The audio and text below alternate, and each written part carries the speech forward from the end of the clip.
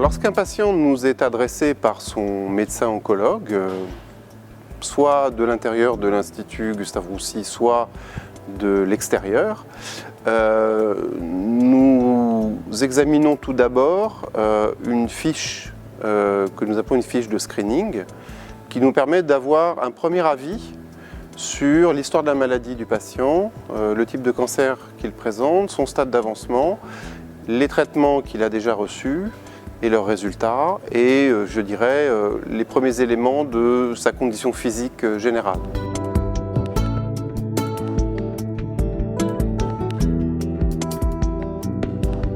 On demande une fiche de screening qui doit être remplie par le médecin référent avec un bilan biologique assez complet du patient. Et ces fiches sont étudiées le lundi matin à notre staff avec les différents médecins. Ceci nous permet déjà de présélectionner ce patient sur une place dans le cadre d'un protocole dont nous estimons que le traitement conviendrait le mieux à sa maladie. La réponse, elle lui sera donnée. Si elle est négative, malheureusement par son médecin référent. Et si elle est positive, elle sera donnée par nous, puisqu'on va l'appeler pour le voir en consultation. Le médecin de l'IGR a demandé bien sûr beaucoup plus de détails, mon dossier médical, les examens que mon oncologue a envoyés directement.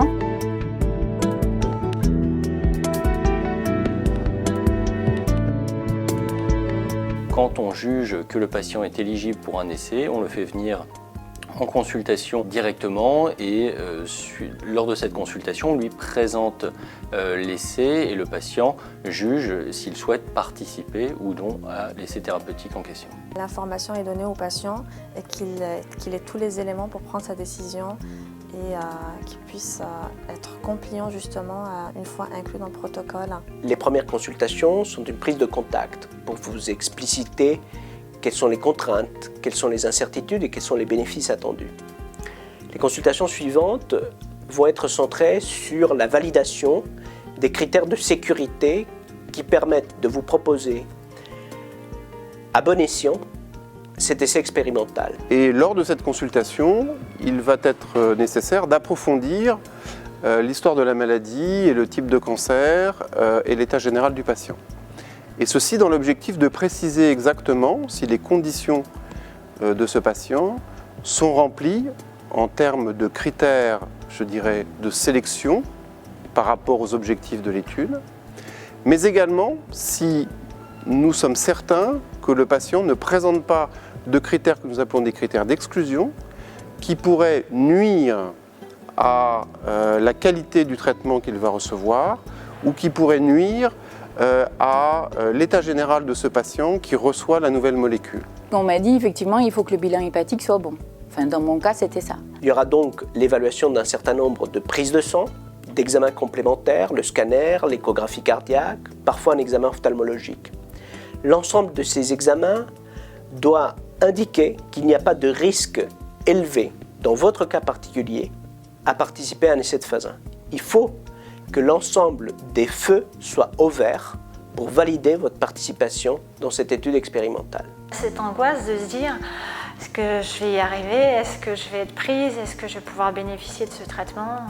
Généralement, lors de cette consultation, on est en mesure de lui dire à peu près quand est-ce que la prochaine place de traitement sera disponible, le plus souvent, parce qu'on ne peut pas choisir, on ne choisit pas toujours la date de début de traitement. Généralement, les essais de phase 1 sont des essais qui sont multicentriques, plusieurs centres interviennent et il y a des délais de sécurité entre chaque patient, ce qui fait qu'on doit parfois attendre qu'un patient aux États-Unis ou en Espagne ou en Angleterre soit traité avant que notre patient soit traité également, ce qui parfois oblige certains patients à avoir une période d'attente. Ensuite, lors de cette première consultation, on m'a exposé en quoi consistait le protocole d'essai. Et on m'a fait signer le protocole d'essai. Une fois que le patient a signé son formulaire de consentement éclairé, nous allons pouvoir réaliser un bilan de pré-traitement dans le cadre du protocole qui est tout à fait cadré et qui habituellement comporte un nouveau scanner thoraco-abdominopelvien ainsi que des examens sanguins ou par exemple un bilan cardiaque avec une échographie. Une partie des examens été faite ici, une partie est faite dans d'autres hôpitaux de la région de Paris. Enfin, c'est pas... Enfin, moi, j'ai pas trouvé cette batterie d'examens extrêmement contraignante. Nous, notre rôle, c'est quand même d'essayer d'accompagner le patient pendant le traitement au niveau des rendez-vous, de soulager au maximum, prendre ses hébergements hôteliers, essayer de grouper les rendez-vous au maximum, même si c'est pas toujours évident. Voilà, on essaye de faire au mieux pour le patient.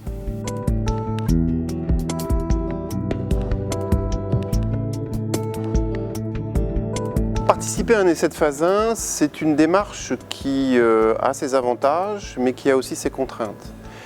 Et la principale des contraintes, c'est une surveillance médicale très rapprochée. Et ceci dans l'objectif de garantir la sécurité du patient dans le protocole. L'une des contraintes, par exemple, pour des patients qui habitent un petit peu loin de notre centre, c'est qu'ils devront se rendre très régulièrement en consultation. Ça veut dire des allers-retours toutes les semaines, au moins une fois par semaine à l'Institut Gayser-Roussy, et cela au moins, au minimum, durant les 2-3 premiers mois, qui est la période critique des protocoles de phase 1. Et relativement régulièrement au début du traitement et au début de chacun des nouveaux cycles, au moins au début, être hospitalisé de 24 à 72 heures selon les protocoles concernés. La semaine prochaine, c'est 2 jours. Et ensuite, la semaine d'après, c'est 3 jours. 3 jours d'hospitalisation. Là, les patients sont dans des protocoles d'essai qui sont dirigés par des laboratoires avec des règles assez strictes. Et en fait, si jamais il y avait un ou plusieurs oublis de prise de traitement, il y a certains laboratoires qui du coup décident d'arrêter le protocole si vraiment il y a trop d'oublis répétés. J'ai une gélule à prendre tous les jours et cette gélule doit être prise dans des conditions extrêmement strictes. Je dois être à jeun un certain nombre d'heures avant et je dois rester à jeun 1 heure après la prise du médicament. Et le médicament doit être conservé au frais. J'arrive pour 8 heures, il y a des analyses de sang pour pouvoir donner l'aval de la prise de médicament en fait. Puis à l'issue de la prise du médicament, je repars. Là, tout le monde découvre des choses. Alors chacun dans son domaine, hein. Le médecin dans son domaine médical, le patient, il a un médicament, il a un changement de perspective thérapeutique, éventuellement dans mon cas. Il a des effets secondaires qui dans mon cas se sont révélés beaucoup plus faibles que pour les autres traitements, donc moi j'ai pas de problème de ce côté-là, mais on découvre. Nous on leur fournit le médicament, mais ils nous fournissent aussi beaucoup de retours, comment ils le supportent, s'ils ont eu des effets secondaires ou pas, comment ils se sentent, comment ils vivent au quotidien avec leur traitement. Et donc il faut qu'on soit vraiment à l'écoute de ça pour pouvoir adapter après, que ce soit les doses ou des traitements pour améliorer le confort et la qualité de vie. Et le fait de voir qu'on est présent, qu'ils nous connaissent sous nos prénoms, qu'ils revoient toujours les mêmes personnes à chaque fois, etc., c'est très rassurant pour eux. Une très grande attention de tout le monde aux patients. Vous croisez une infirmière en couloir, elle vous dit bonjour, elle vous fait un grand sourire, vous ne le connaissez pas, mais il n'empêche que... On est autre chose qu'une pathologie en fait. On est un patient. Pour les gens qui habitent loin, si c'est de l'hospitalisation, c'est plus facile parce qu'ils vont rester à l'hôpital. Si c'est de l'hôpital de jour, il y a des contraintes. Si c'est un traitement qui doit se prendre à jeun, il faut qu'il arrive la veille. Là, par exemple, cette nuit, je vais être à l'hôpital, je vais être une nuit à l'hôpital et après, je suis suivi 2 jours et je suis encore à l'hôtel. Ça fait des allers-retours, donc ces allers-retours sont pris en charge le plus souvent par le laboratoire pharmaceutique qui rembourse le transport. Les personnes doivent avancer les frais de transport. Ces frais sont forcément dédommagés, mais parfois avec du retard, donc ça c'est quelque chose qui est important de notifier au début. On essaye de faire coller tout ce qui est obligatoire dans le protocole avec les contraintes, on va dire entre guillemets, de chaque personne. On a tenu compte de mes demandes, c'est-à-dire de venir plutôt en milieu de semaine qu'en début ou en fin de semaine. Pour moi, c'est mieux. En fonction des protocoles et en fonction de la tolérance des personnes au traitement, on peut discuter au cas par cas d'écarter la surveillance. Et donc de voir les patients plus que toutes les 2 ou 3 semaines.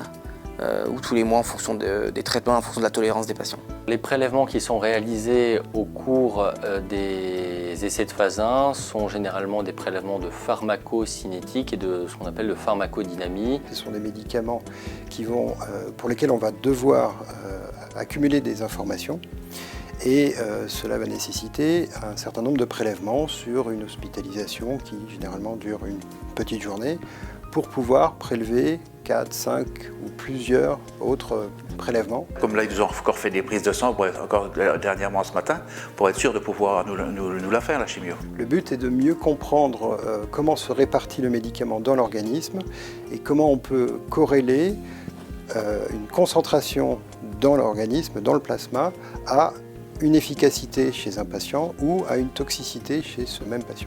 Les prélèvements de pharmacocinétiques sont souvent réalisés au tout début de l'essai thérapeutique, généralement notamment au premier jour du premier cycle du traitement.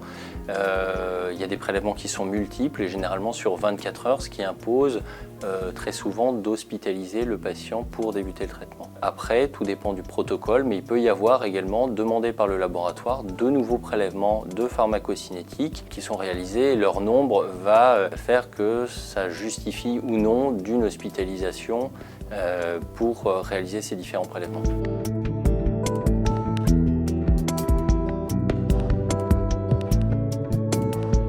Nous aurons ensuite des consultations de suivi classiques, pendant lesquelles, lors d'un tête-à-tête entre le patient et les médecins de l'équipe des essais précoces, la tolérance aux médicaments sera évaluée et les prises de sang vous seront commentées. Et donc il faut attendre le résultat de cette prise de sang, ce qui est aux alentours de généralement 1h30 à 2h. Et uniquement à partir de là, on va pouvoir dire si oui ou non on peut poursuivre le médicament en toute sécurité. Et donc si le patient peut continuer, ça prend donc un certain temps à obtenir en fait tous ces résultats. On est passé dans quelque chose qui est balisé du point de vue des protocoles, mais du point de vue du traitement au long cours, qui n'est absolument plus balisé. C'est pas au mois le mois, mais quasiment, formellement le médecin donne un OK chaque semaine. S'il existe les effets secondaires, ce qui est relativement fréquemment le cas, le plus souvent mineurs et réversibles, nous allons adapter évidemment les traitements pour les prévenir. On met en accord avec le laboratoire, on peut donner des produits évidemment pour que le traitement soit confortable. De toute façon, le but c'est que le traitement soit aussi bien toléré pour que les patients puissent continuer à le prendre. Dans mon cas, puisque j'étais loin, ils m'ont envoyé par mail une ordonnance pour... moi c'était des douleurs, donc c'était pas très important. Ils m'ont envoyé une ordonnance pour que je puisse pallier aux inconvénients.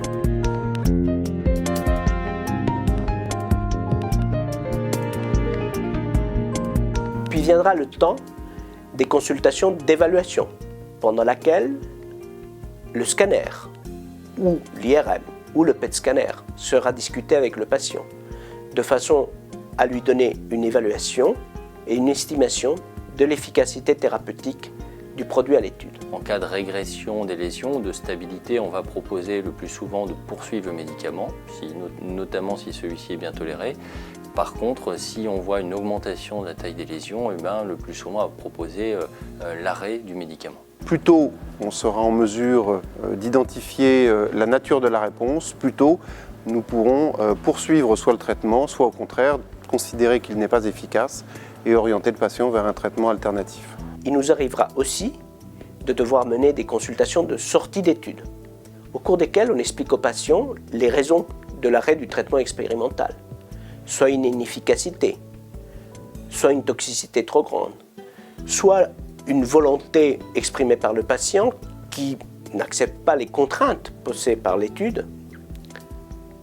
Dans ce cas-là, l'équipe des essais précoces s'assurera que la continuité de la prise en charge a bien lieu.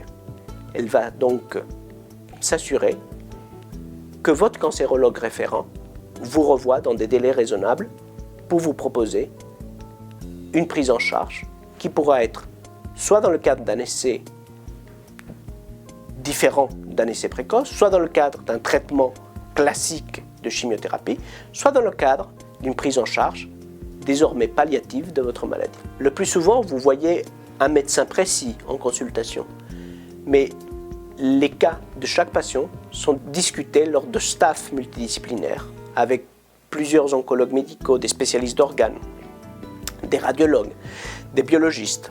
Et au-delà de cette multidisciplinarité, il y a également une multi-approche dans les métiers qui vont accompagner le patient.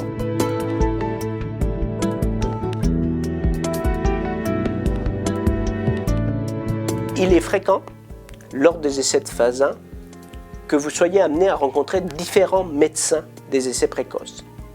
Il ne faut pas vivre cette réalité comme une perte du colloque singulier entre vous et un médecin privilégié, mais comme une richesse, comme des regards et des éclairages différents permettant de mieux évaluer l'efficacité et la tolérance du traitement. Ce sont différents intervenants qui apportent différentes écoutes.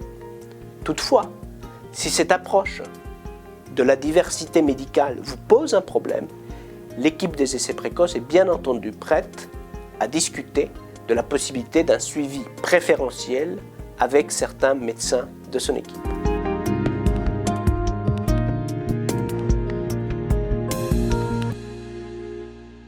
Nous avons lancé un programme d'analyse moléculaire des tumeurs des patients potentiellement candidats à un essai de phase 1. Cet essai consiste à faire une nouvelle biopsie tumorale et réaliser des analyses approfondies au niveau biologique. Pour analyser cette tumeur et développer une carte d'identité de la tumeur, permettant d'identifier les gènes, les anomalies qui sont potentiellement les tendons d'Achille de la tumeur, de façon à vous proposer un essai précoce qui est en adéquation avec la présence de ce point de fragilité de la tumeur, plutôt que de vous proposer un essai précoce sans la connaissance moléculaire de votre maladie. La finalité de cette démarche de médecine personnalisée vise à accroître le bénéfice que les patients peuvent tirer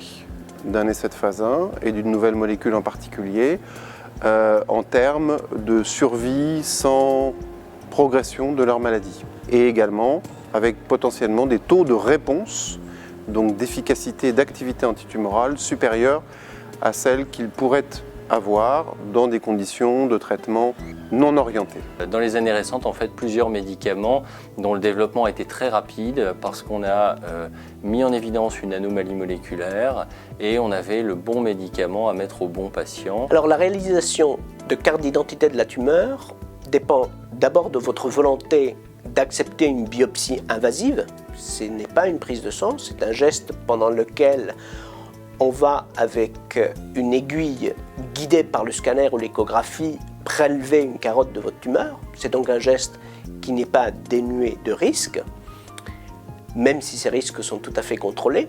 Donc il faut votre volonté pour y participer. Et deuxièmement, il faut que techniquement, ce prélèvement soit possible. Certaines tumeurs sont placées à proximité de gros vaisseaux ou dans des endroits qui les rendent inaccessibles ou qui augmentent de façon trop importante le risque potentiel de la biopsie. Le principe de la biopsie, c'est d'obtenir un fragment de tumeur sans opérer, sans ouvrir, et le plus souvent on voit ces tumeurs en imagerie.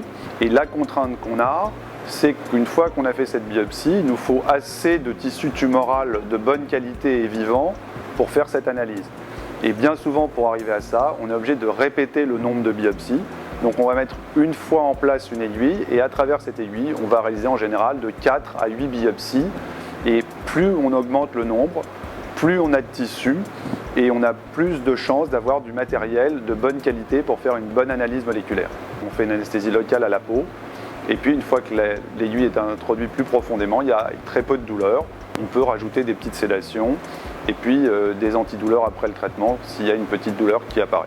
Participer à un essai de phase 1, c'est donc adhérer à un projet thérapeutique. C'est participer à une ambition qui est exigeante en termes de présence à l'hôpital, mais qui est aussi porteuse de beaucoup d'espoir. C'est donc une vraie alliance que nous cherchons à créer avec vous, pour vous proposer, en situation d'échec de la chimiothérapie classique, une nouvelle perspective. Mais en contrepartie, il y a un certain nombre de contraintes qu'il va falloir accepter. C'est aussi nous aider à essayer de valider que certaines molécules expérimentales seront utiles pour d'autres patients porteurs de cancer, parfois très proches des vôtres, Il y a donc une double dimension, une dimension individuelle du bénéfice attendu pour vous, mais une dimension collective pour évaluer la toxicité et l'efficacité au sens plus large de ce traitement. C'est une chance, c'est une opportunité assez extraordinaire et un peu comment dire, unique qui est proposée.